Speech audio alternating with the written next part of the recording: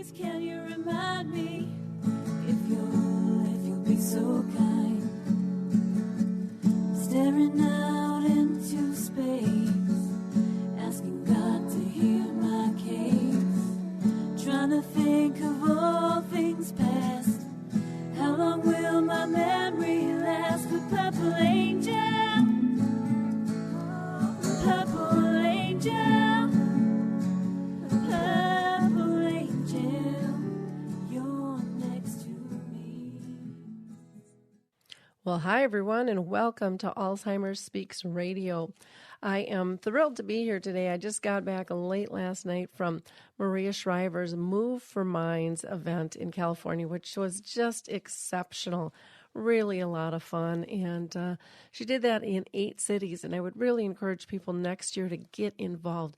It's a wonderful way to raise money for research, and 100% of funds goes back into research.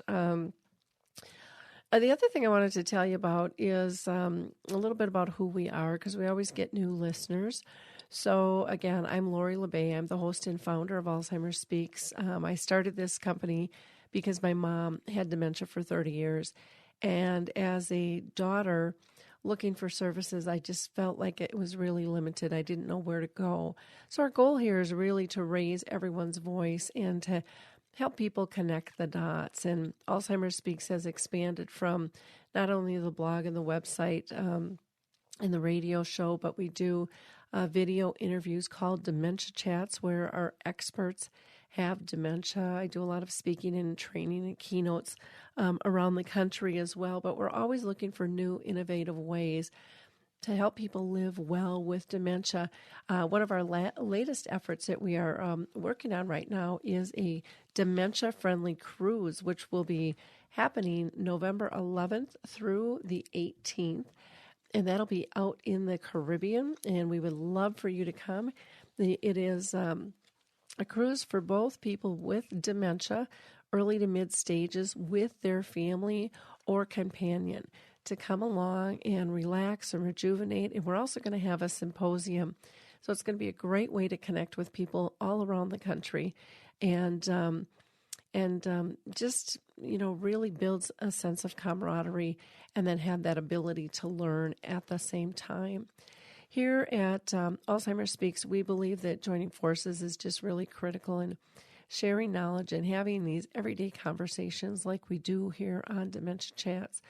We like to take our time and not just do sound bites, but really get to the meat of the matter where we can really help people, maybe inspire them to do something as well. And you, as a listener, might be our next guest. Everyone is welcome here.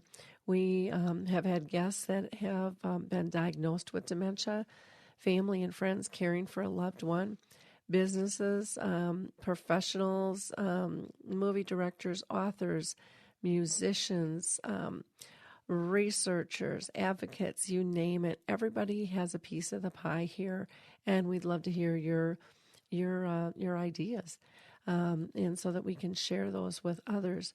We also believe that at our core, that the only way we're going to win this battle is by collaboration. And we know that that's working thanks to each and every one of you. You see your likes, your clicks, your shares with our radio show, with our website, with the blog, with all our YouTube videos, Dementia Chats, etc. You're pushing those out to your sphere, your Facebook friends, your Twitter tribes, your LinkedIn colleagues, your Pinterest peeps. And, there's a lot of people out there dealing with this disease that we don't even know, because it's kind of, people are embarrassed by it. They feel shamed by it, and that needs to change. And the more information we can get out there, the more resources they see at hand, the easier it's going to be for them to grab a hold of them. So please continue to like and share our information. That is exactly what it's there for. You have made us the number one influencer online for Alzheimer's, according to ShareCare and Dr. Oz, and also gotten us recognized by Maria Shriver as a architect of change. And again, we haven't done that alone. That is a collaborative effort, and each one of you deserves those titles as well. What else do I want to tell you here before I introduce our guest? I'm very, very excited about our conversation today because I think it's so critically important. We're going to be talking about GPS emergency communication devices. And today we're going to be talking with SafeTracks, who is the leader in design, manufacturing, and distribution of these personal GPS emergency communication devices, which are used to monitor people at risk, including those living with dementia.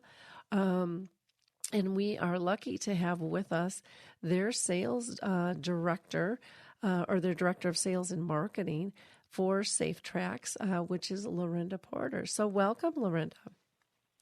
Thank you so much for having me. I'm so excited to tell everybody about what SafeTracks is doing. Well, it is exciting and it is important, and there's so many choices that are out there. And so let's start out with some basics in terms of what kind of role does a GPS play in the lives of care partners and those caring for, people with dementia. How can that be helpful to them? Absolutely. So GPS plays such an important role with those people that are living with dementia and their caregivers. And one of the problems is that we're so reactive. We need to become more of a proactive society when it comes to dementia care.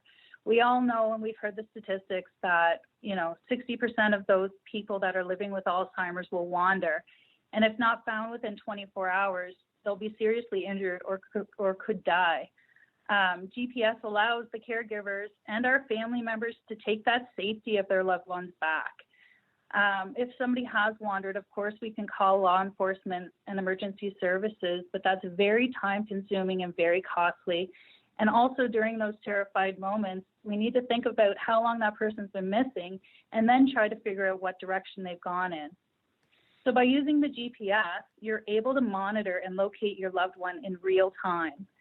Family members are also able to monitor their loved ones from a distance. If your mom or dad is living in New Hampshire, you're in North Carolina, by logging on to the online platform or a free app, you're able to go ahead and monitor and locate your mom and dad that are in New Hampshire. For the person who's living with dementia, GPS offers the independence to move throughout your community and through North America, because our device, the Tri-Lock, the emergency communication device, is not tethered to a base station or connected to a smartphone. That person is still able to go to the grocery store or the pharmacy, or even to travel down in the southern states if they're a snowbird. The SafeTracks Tri-Lock emergency communication is the most advanced GPS wearable in today's marketplace, and there's no other device that matches the full sets of features and certifications that are held by the Tri-Lock, including fall detection, having a lockable clasp, the SOS panic button, caregiver notifications, a two-way hands-free voice, and also up-to-the-minute location updates, so you can find that individual when it's needed most. Wow, that's fantastic. Now, did I understand you correctly saying that somebody on the other side of the country can check on their loved one in terms of location? Yep, for sure. So we're partners with a cellular company here in Canada and also a cellular company in the United States. And, in today's age, a lot of families are moving away. For example, my family lives on the East Coast right now, and I'm living on the West Coast. So if I needed to monitor my mother, I can do that by living in Alberta. Wow. That's really cool. And that's got to make it just so much more comfortable for care partners to be able to check in. Can more than one person check, or is it just a one-person controlled system? How does that work? No, there are multiple caregivers, family members that can be added. In terms of the SOS button or the two-way voice, the primary caregiver would be the one to receive the notification. But in terms of fall detection or the clasp open, clasp closed, or the speed detection notifications, those can be multiple caregivers. Wow, that is very exciting. That is very, very exciting. What kind of recommendations came out of you had done an acceptance of global positioning systems and in the GPS technology amongst dementia clients and families? You'd done a study. What kind of recommendations did they make, and have you had a chance to apply those? Are those part of this system, or is that something in the future? Absolutely. So we were involved in a study with the University of Alberta and Alberta Health Services. And what the study has determined is that it's so important when first diagnosed to start accessing a GPS emergency communication device. There's a few reasons for this. The first being that at the first diagnosis, you're able to get consent from all parties.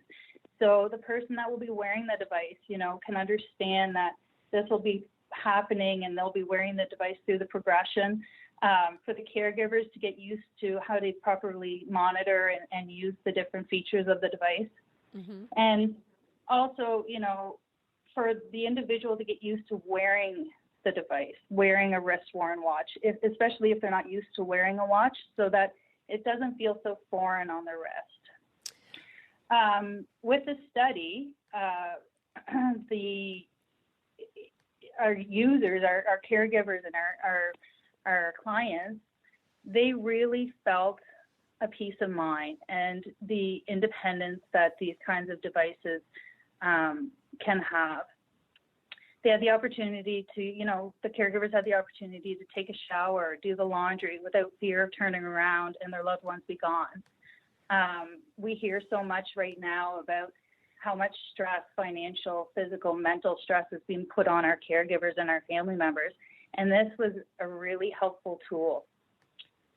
Due to the 89% approval rating that we did receive from law enforcement, caregivers, clinicians, major stakeholders, we've now become a preferred supplier of GPS emergency communication devices for Alberta Health Services. And just so you understand kind of what that means is Alberta Health Services is Canada's largest province-wide fully integrated health system. Wow. Who is responsible for delivering health services to more than 4 million people in Alberta, some in Saskatchewan, some in British Columbia, and others in Northwest Territories. Well, how fantastic is that? And I love the proactiveness of this, and I also, one of the things that I thought was really important, which I rarely hear people mention, was the importance of having them start to use the system early on so it becomes a habit, so they're comfortable with it, and it becomes part of their routine. And I think so often, people don't understand the importance of that step. And to me, I think it's just such a critical piece, because it eases the job on both sides, the person wearing it and those monitoring them, if someone's comfortable with it.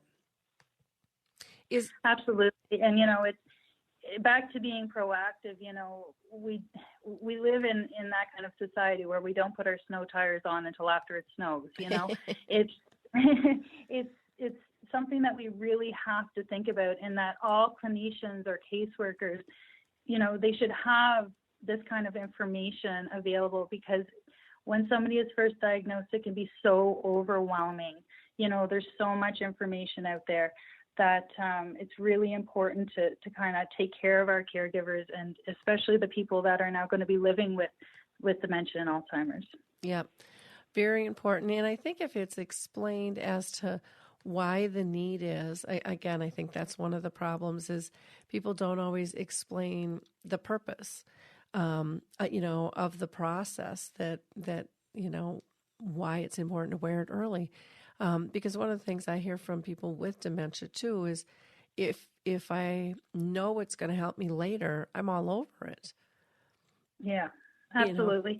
And we have tried to implement, a trial like a trial wrist-worn watch is what they are, and we've been trying to put them on some people who are at later stages. And what we find is that because the device is foreign to them, because the watch they're not used to wearing it, it's very difficult at that point to get somebody implemented, on this kind of device. So We really strongly suggest that it's something that you take a look at early on. And like I say, talk to your family and see, how everybody feels about that.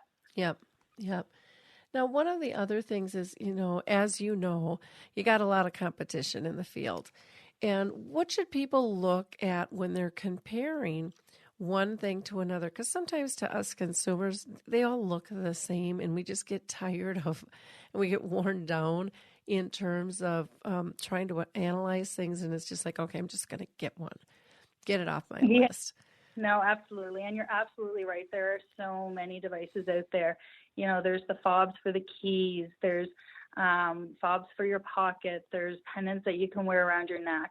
And some of the issues that are facing these is when they're small or they're not attached to the individual, they're easily taken off, thrown away, or hidden. Mm-hmm. Another problem is that, a lot of these devices are tethered to a base station. So you can only go so many feet from your home. It's kind of like your mobile phone at home. Once you're so far away from that base station, you're no longer going to receive a signal.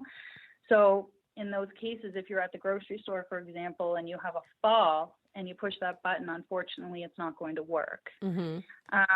Some other problems with some of the newer devices, they're tethered to a cell phone, which means that they'll speak to your cell phone. But if the caregiver is out of range or the individual forgot their cell phone, then those devices are no longer going to be useful either.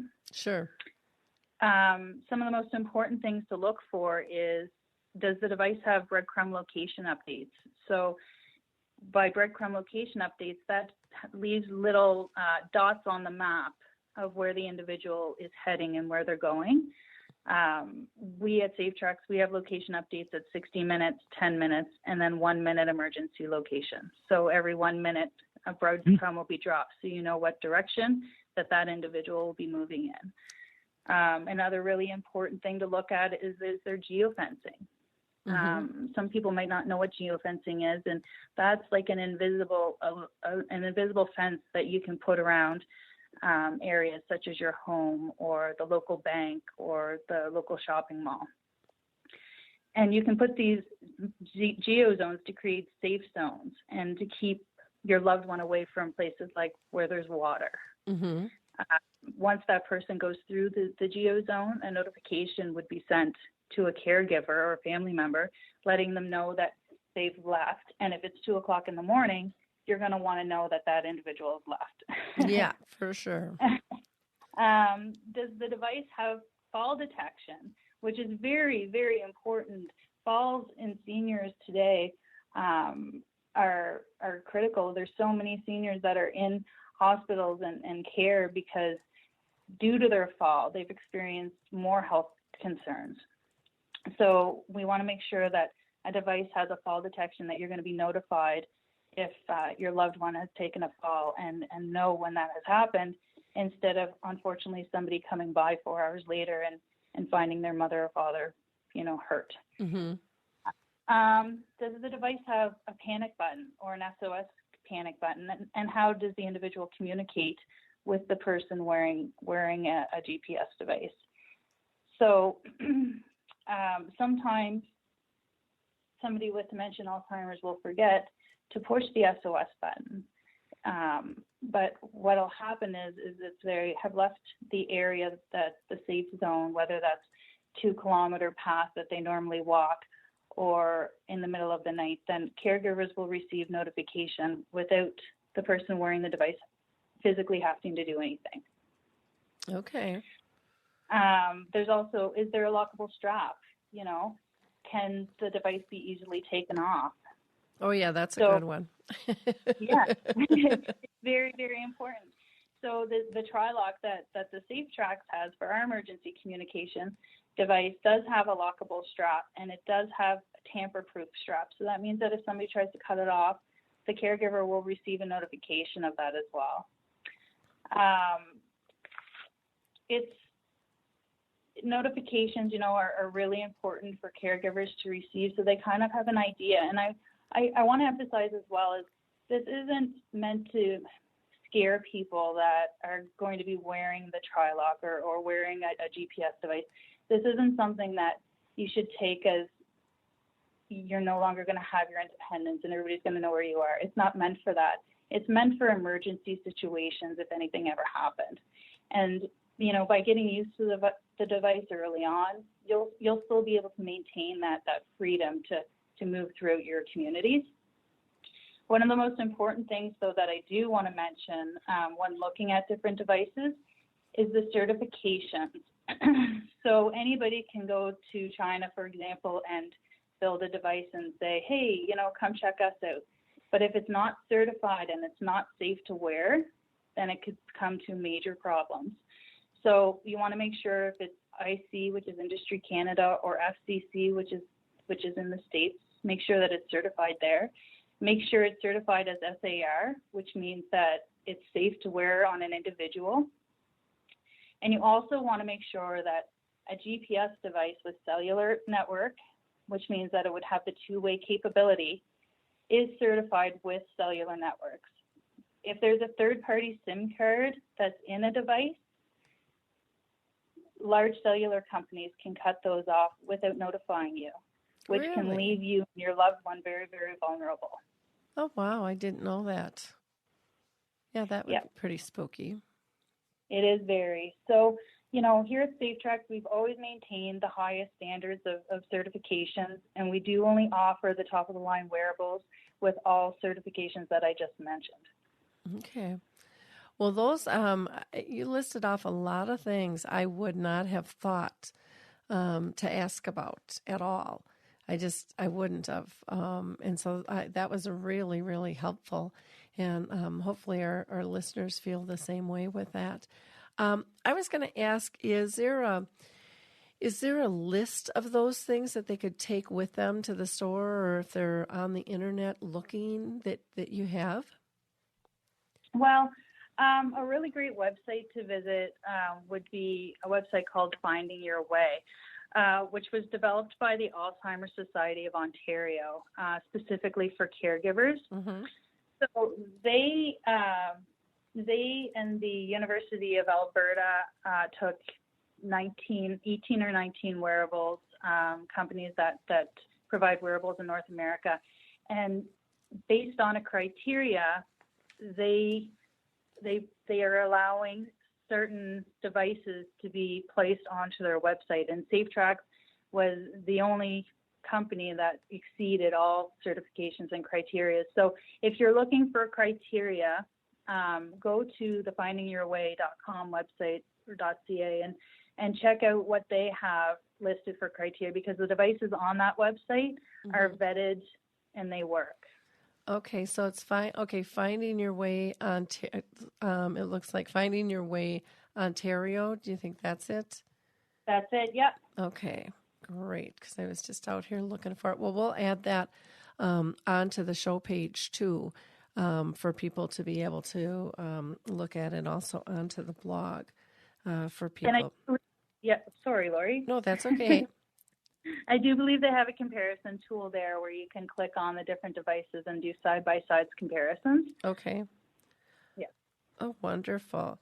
I may just share that link with our, I do a lot with dementia-friendly communities here in the U.S., and one in particular that I'm, on the board for in Roseville is we have, the city of Roseville has dedicated a page to us for dementia, and this would be a great resource link for them to be able to have. So I will add a link back to Finding Your Way because I just think it's a question that comes up so often, and people, it's hard when you get on Google, you just kind of get overwhelmed and you don't know which direction to go.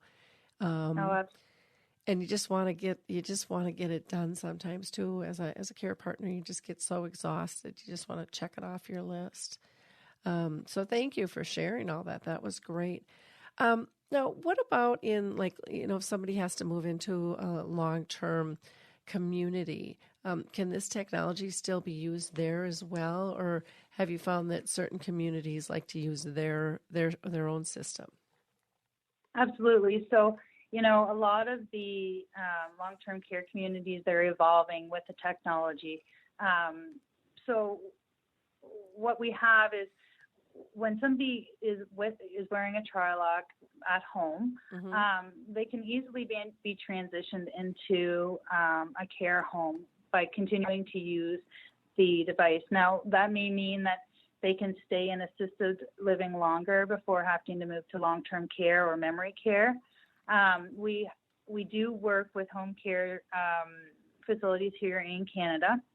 And what we do is we also have what's called a blue beacon. And so when we're talking GPS, we can tell you that you're at 123 Main Street.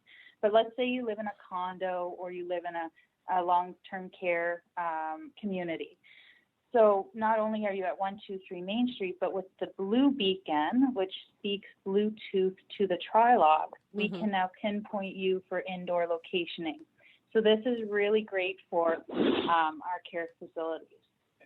So for example, with the blue beacon inside of different areas such as the dining room or the games room or an individual's room, we can say if John had a fall, a caregiver would be sent a notification that would be saying, John Smith, fall detection, room 205. So it works like a nurse call, but that individual doesn't need to be near that pull cord. You know, they can now be anywhere on the ground.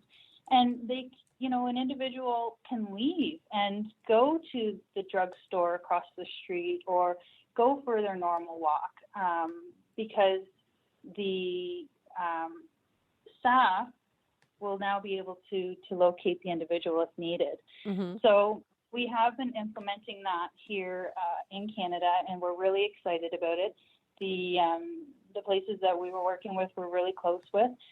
What we're also coming up with is that we have created, but we're just going to be implementing quite soon, is called activity-based analytics. And so how that works is it tells us how engaged mom and dad are, or, our brothers or our sisters. Instead of just monitoring the individual from point A to point B, it'll say how active they are in their community and whether they're engaging. If all of a sudden we see, for 4 days, Tom hasn't left their room, well, why hasn't Tom left his room? Is he lonely? Is he ill? Is he not feeling good? Is his disease progressing? And at that time, we need to go talk to him and say, what's been going on? And people are no longer being left in the shadows, And with the platforms that are available today, not only can the care facility log on and monitor their mom or their dad, but also the family members have that ability to do so as well. Okay, great. Well, that's nice. And I like that your system can find somebody in a building, because that's just such a huge issue, especially if you're in the city someplace and you've got this address. So your technology is really doing some very, very cool things. Yep. And I just go ahead. Sorry, Lori. No, that's okay. You were talking about safe communities earlier, and that's something that we are really taking part in here. And what we envision for safe communities is, if you can imagine having, a blue beacon in the local coffee shop, because we're building, our seniors centers and such within neighborhoods, and there's always the coffee shops and the banks and the little strip malls. So imagine having an indoor location device like the blue beacon, which is very small, in all of these communities and all of these little stores and stuff in your neighborhood. And then that person wearing the tri-lock goes into the local coffee shop, and their daughter is wondering where they are. And their daughter logs on and says, oh, mom's just around the corner at the coffee shop. By getting businesses involved and educating our neighbors, we can totally become a safer community. Wow, that's a great idea. What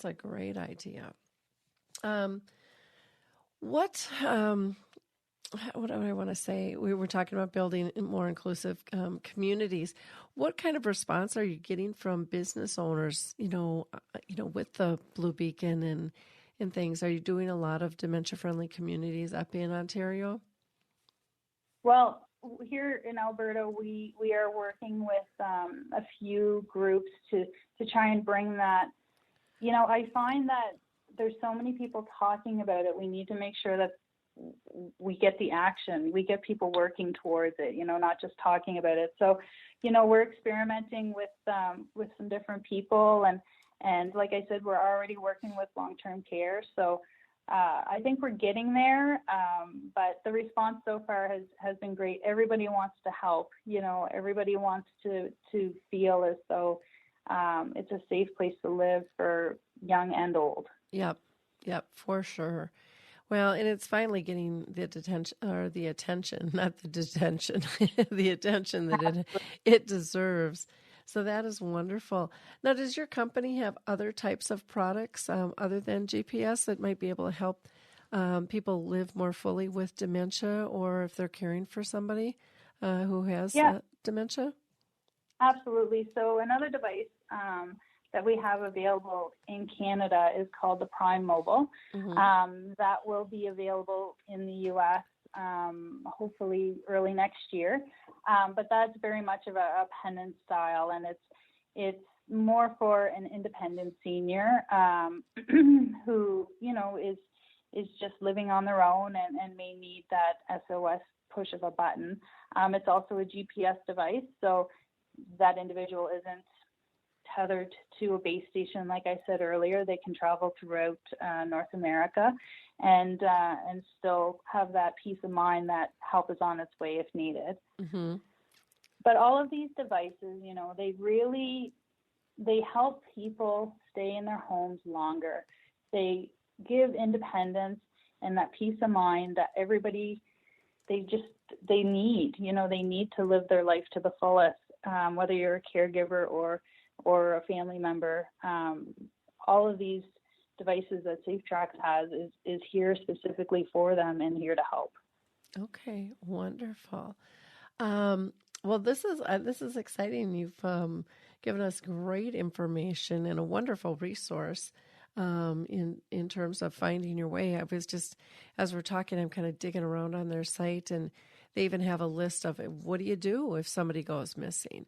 And so we'll add that onto the blog and the information here too. And then they have a form and a checklist basically for what do you do when you're reunited, after someone is missing or abducted. How do you approach? And so that's kind of interesting too. These are great resources that your company has hooked up with to just really make the process so much more streamlined and more efficient. And I love the collaboration that you're doing because it makes sense, and it's going to ease the burdens that people are feeling, and it's giving them not just one answer, but really looking at things from a global perspective, kind of that big picture instead of just one aspect. And the fact that SafeTracks, took the time to look at the responses from people living with dementia and their family caregivers, that study, and taking those their comments seriously in terms of applying things to try to make things easier. Again, kudos to you guys. That's absolutely fabulous. Absolutely. Thank you. Fabulous. No, we are so excited. We help people every day, and the customers and individuals that call, and they're so happy that they were able to find their loved one, or that they were able to go to the grocery store, or it's the living of a regular normal lifestyle that people are craving, and we get calls all the time about my wife. I was at the mall and I turned around and she was gone. Mm-hmm. And I was able to log on to the app and find her at the address that it had that it pointed me to. It's amazing. And we're so passionate at SafeTracks about this. Now, what I want to ask, what were the people with dementia? What were their comments about wearing the bracelet or the watch, whatever you want to term it, communication device? How do they feel about wearing that? Did you get feedback from them specifically? Because we did get feedback. They generally didn't mind, wearing the device and knowing that it was something for them to use. And actually, most of the people that we did the study with at the University of Alberta and Alberta Health Services did the study with wanted to continue on after the study with the devices. Yeah, because, when I talk with people with dementia, I mean, if it's going to increase their safety and if it's going to make their loved one more comfortable and less stressful, they're usually all for it. Mm-hmm. And so I just I love this idea of it seems like a very different system from most out there, from what I've seen and the capabilities of what it can do. Now, one thing I didn't ask that our audience is probably interested in, can you share with us cost and how it works in terms of cellular based? Do they have to go through yours, or can they go through their own system? Yeah, absolutely. So the regular retail cost of the Trilock is $399.95. However, we are running a special right now because we launched our new website, and the Finding Your Way launched their new site. So we've decided to run a promotion until June the 15th for 50% off. So you can now own it for $199.95. Okay. That's the same price in Canada or the US. The monthly service fee is $39.95, which is very comparable and in a lot of cases cheaper than some other devices that are on the market. We also offer a leasing program. So if you're not quite sure whether or not you want to purchase the device, you can go ahead and lease it for $69.95. And some people have seen success having the monthly service fees by applying to some of their benefits programs. Okay. They've been able to get that monthly service fees covered. So if you have a benefit program and you need some information or whatnot, please contact us. We'll provide you with whatever we can to see if we can help in any way. How the cellular works is we're partners with Rogers in Canada and partners with AT&T in the United States, but you do not have to have an AT&T cell phone, for example. You can have any cellular type of phone. It's not important because the Trilock itself is an independent device. So it would just be like calling your girlfriend's cell phone. Sure. Okay. And can you give me that monthly fee again? Was it $30 or $39? $39.95. $39.95. Okay. And then one of the things, if somebody leases and there's a new release, SafeTracks, 0.2 comes out, can they upgrade through a lease program, or are they still set with that until it's paid off, or is it, or does that just fee continue throughout the process for them? Well, there's only so what happens with the lease is you use the Trilock for the amount of time that you need it. There is a minimum 6 months, but anytime after 6 months, if you're no longer needing the device, you would return it to us. And at that time, if there was another version, an updated version, then after the 6 months, then you would be eligible for an upgrade to that updated version for sure. Okay. Because I just, and again, no one knows how long someone's going to be, in this process. And I know with phones, they can only go so long and then you got to buy a new one type thing. So I thought that might be something that people were interested in knowing about. Anything that we've missed and haven't covered that you'd like to discuss at all, Lorinda? I wanted to just make sure that people were aware that these kinds of devices, and especially that we are out there and we are making huge waves and making such a difference in people's lives, that sometimes it's hard to get the information to people that need it the most. So I wanted to invite everybody that's listening, if you want more information, feel free to visit our website at SafeTracksGPS.com or give us a call at 1-877-761-4477. Our team here would be so happy to answer any questions or help with anything that you have. Okay, great. One question that I just thought of was we didn't talk about the size, because I know so many of them are really huge, and that's been an issue. Did that come up in your study at all? Well, I will be a little bit honest. I'll be honest, I guess. The device, the Trilock watch, it is a larger watch, and there are people that are concerned about the size, but we have to remember that the technology is getting smaller, and as the technology gets smaller, the device will definitely get smaller. But there's so much functionality within this device right now, and we do have resizers, so it can make the strap smaller on the wrist. But it's more for functionality than beauty, right? We want to make sure that our moms and dads, excuse me, are safe and our loved ones are safe. And until we get that technology smaller than the Trilock it is for now, but the device works and it's amazing.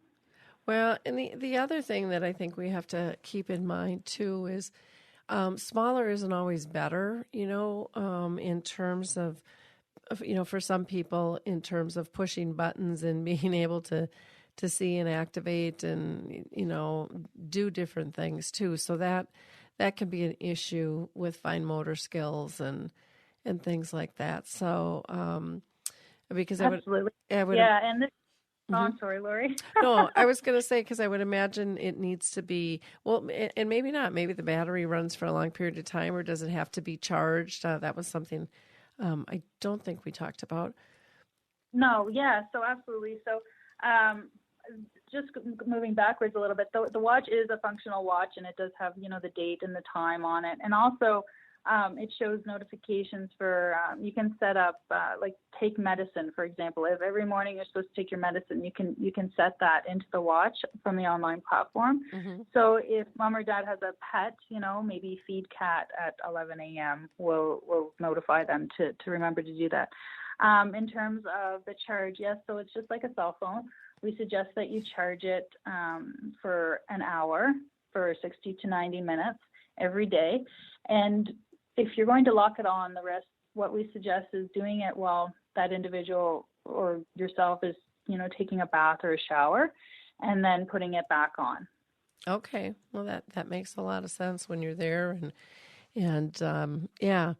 Well, this has been wonderful. Great information. I love that it has the little alarms on it too, because so many times when I'm talking with people with dementia, they're using different devices to try to remember things. And if this is right on them, they don't have to carry their phone or their iPad with them. It's just right there. Does it ring? Does it vibrate? How does it notify them?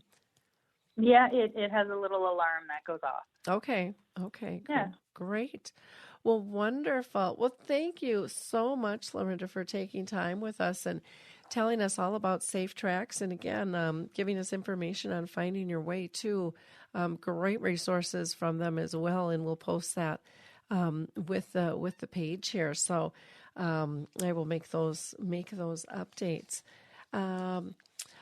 In wrapping up here, I'm just going to do a shout out to one of my Alive and social network colleagues here, and that is Rachel Perrin, who is the director of Kowalski's Market.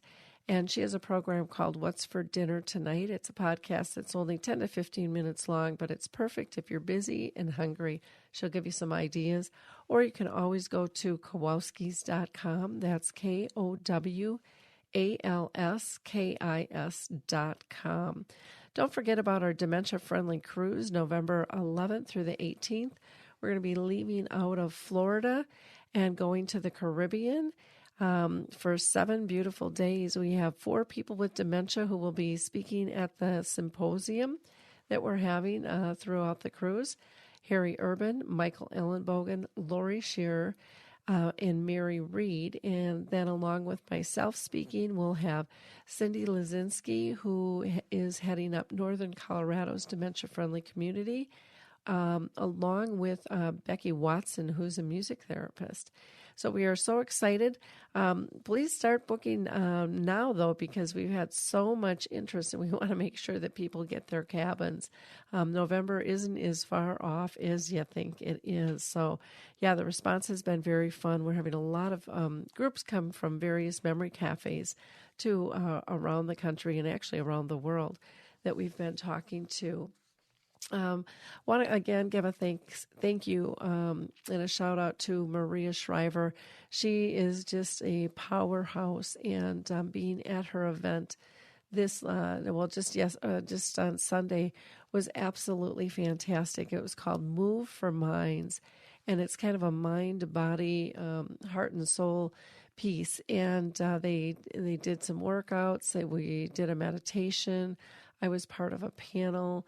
And the panel was absolutely phenomenal.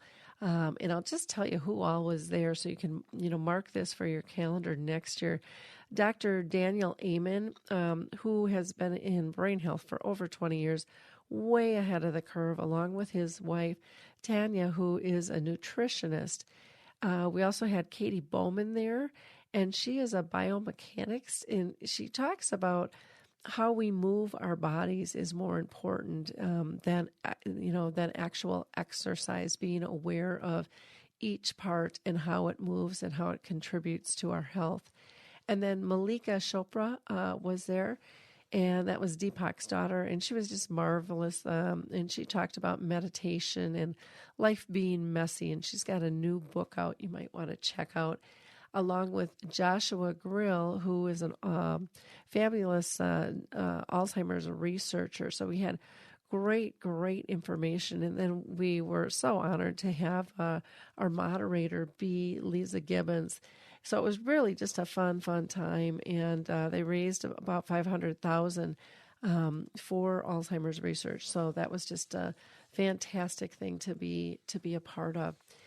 Before closing, I'm just going to give you my tips that I gave for Move for the Minds, and I'll just read those to you here. Tips for care partners is, remember, everyone feels better when they smile and laugh, so find what brings you both joy and learn to duplicate that. Number 2, don't live in the past or project the future. Live in and for today. By loving them, engaging them, and empowering them in what they can do. Number 3, be forgiving of yourself and others when things aren't perfect.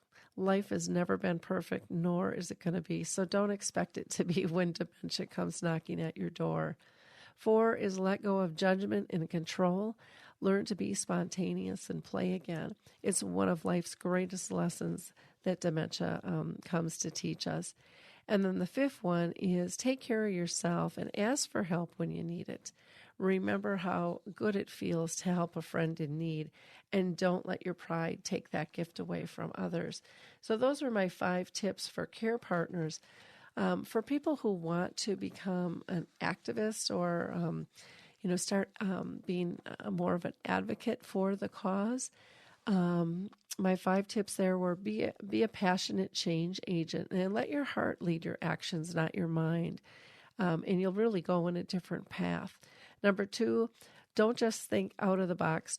Toss the box out and open up the gate to creativity. Embrace the fact that each of us has our own unique gifts to contribute, and they're there.